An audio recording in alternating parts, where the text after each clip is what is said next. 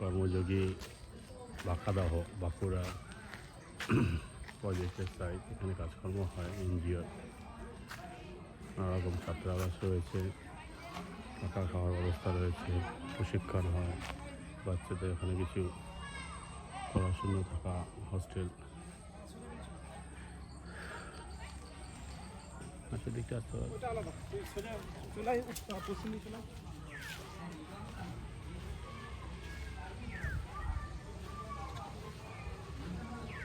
বেশ বড় জায়গা। এখানে আমরা এসে একটুখানি মধ্যাহ্ন ভোজ করলাম, দুপুরে খাওয়া দাওয়া হলো, এখানে রান্নাবান্না হয়েছিল।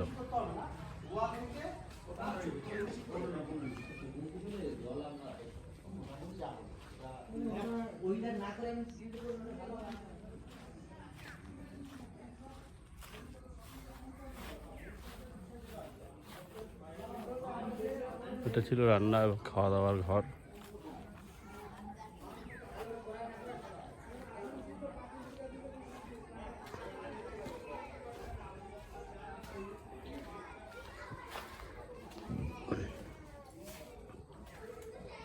বাকি সবাই খেয়েছে? বাহ,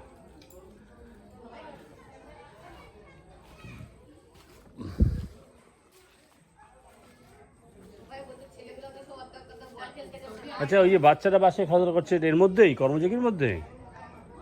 এটা আলাদা না, আরণ্যর আলো? ও,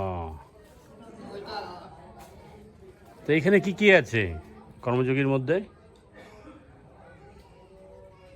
এখানে থাকা খাওয়ার ব্যবস্থা আছে, অনেকে থাকে না? হ্যাঁ,